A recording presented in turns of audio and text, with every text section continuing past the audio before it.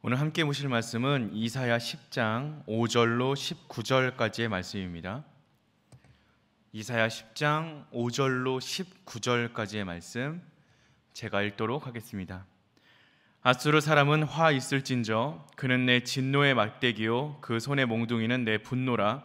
내가 그를 보내어 경건하지 아니한 나라를 치게 하며 내가 그에게 명령하여 나를 노하게 한 백성을 쳐서 탈취하며 노략하게 하며 또 그들을 길거리에 진흙같이 짓밟게 하려 하거니와 그의 뜻은 이같지 아니하며 그의 마음의 생각도 이같지 아니하고 다만 그의 마음은 허다한 나라를 파괴하며 멸절하려 하는도다.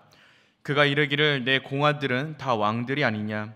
갈로는 갈그미스와 같지 아니하며 하밧은 아르밧과 같지 아니하며 사마리아는 다메섹과 같지 아니하냐. 내 손이 이미 우상을 섬기는 나라들에 미쳤나니 그들이 조각한 신상들이 예루살렘과 사마리아의 신상들보다 뛰어났느니라. 내가 사마리아와 그의 우상들에게 행함같이 예루살렘과 그의 우상들에게 행하지 못하겠느냐 하는도다. 그러므로 주께서 주의 일을 시온산과 예루살렘에 다 행하신 후에 아수르 왕의 완악한 마음의 열매와 높은 눈의 자랑을 벌하시리라. 그의 말에 나는 내 손의 힘과 내 지혜로 이 일을 행하였나니 나는 총명한 자라 열국의 경계선을 걷어치웠고 그들의 재물을 약탈하였으며 또 용감한 자처럼 위에 거주한 자들을 낮추었으며 내 손으로 열국의 재물을 얻은 것은 새의 보금자리를 얻음 같고 온 세계를 얻은 것은 내버린 알을 주움 같았으나 날개를 치거나 입을 벌리거나 지저귀는 것이 하나도 없었다 하는도다. 도끼가 어찌 찍는 자에게 스스로 자랑하겠으며 톱이 어찌 켜는 자에게 스스로 큰 체하겠느냐. 이는 막대기가 자기를 드는 자를 움직이려 하며 몽두기가 나무 아닌 사람을 들려함과 같음이로다. 그러므로 주 만군의 여호와께서 살진 자를 파리하게 하시며 그의 영화 아래에 불이 붙는 것 같이 맹렬히 타게 하실 것이라. 이스라엘의 빛은 불이 되고 그의 거룩하신 이는 불꽃이 되실 것이니라. 하루 사이에 그의 가시와 찔레가 소멸되며 그의 숲과 기름진 밭의 영광이 전부 소멸되리니 병자가 점점 쇠약하여감 같을 것이라. 그의 숲에 남은 나무에 수가 희소하여 아이라도 등이 계수할 수 있으리라. 아멘. 아담과 하와가 에덴 동산에서 쫓겨난 이유, 그리고 광명의 천사가 사단으로 타락한 이유, 그리고 아수르가 멸망당하는 이유는 모두 한 가지입니다. 이들의 공통점은 바로 교만하였다라는 사실입니다.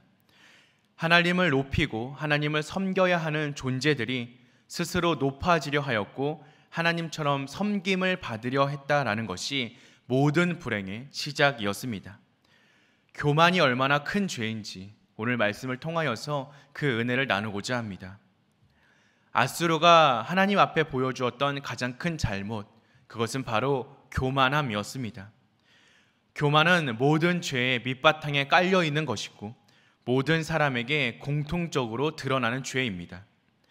아수르는 자신이 하나님의 몽둥이로 쓰임받고 있다라는 사실을 깨닫지 못하였습니다.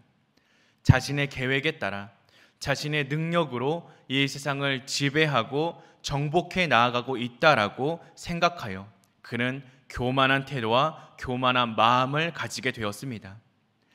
아수르는 나무를 찍는 도끼 그리고 나무를 자르는 톱과 같았습니다.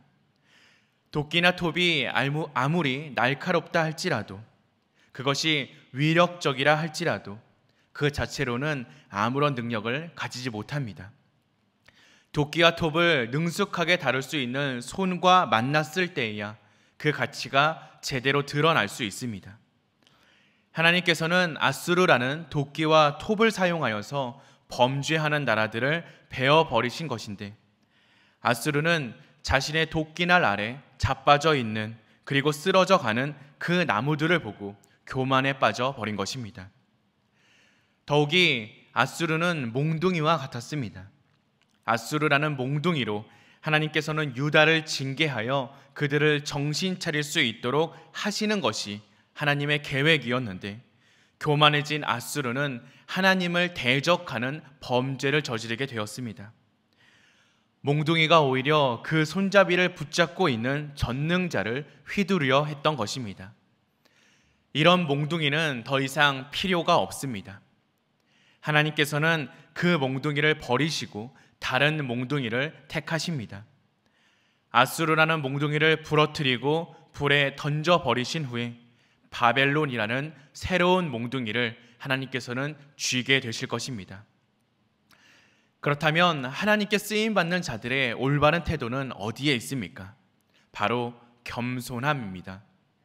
하나님께서 가장 미워하는 죄가 교만이라면 하나님께서 가장 사랑하시는 태도는 바로 겸손입니다. 교만한 자는 망하고 겸손한 자는 흥한다라는 것이 하나님의 법칙임을 우리는 기억할 수 있어야 합니다. 낮아짐의 결과는 높아지는 것이고 약함의 결과는 강함입니다. 하나님의 사람은 언제나 나는 무익한 종입니다 라는 마음으로 충성을 다해야 합니다.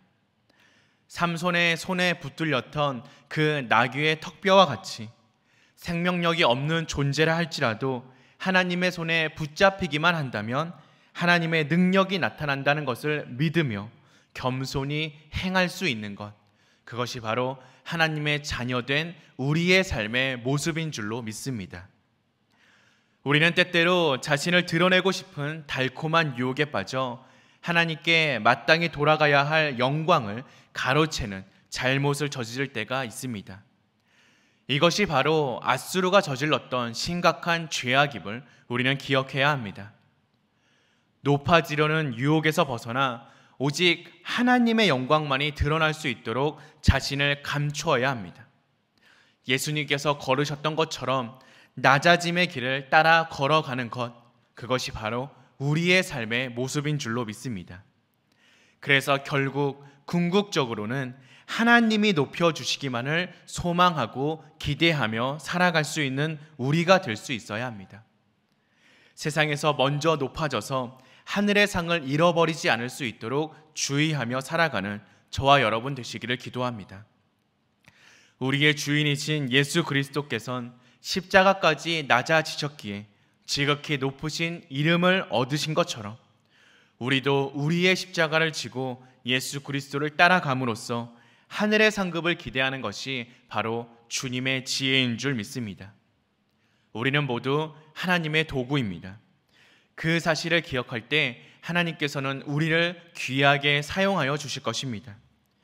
하나님께서 우리를 사용해 주시면 우리의 삶에 놀라운 일들이 펼쳐질 것입니다. 하지만 그 놀라운 일에 취하여 하나님을 잊는 순간 우리의 삶에 교만이 자리 잡습니다.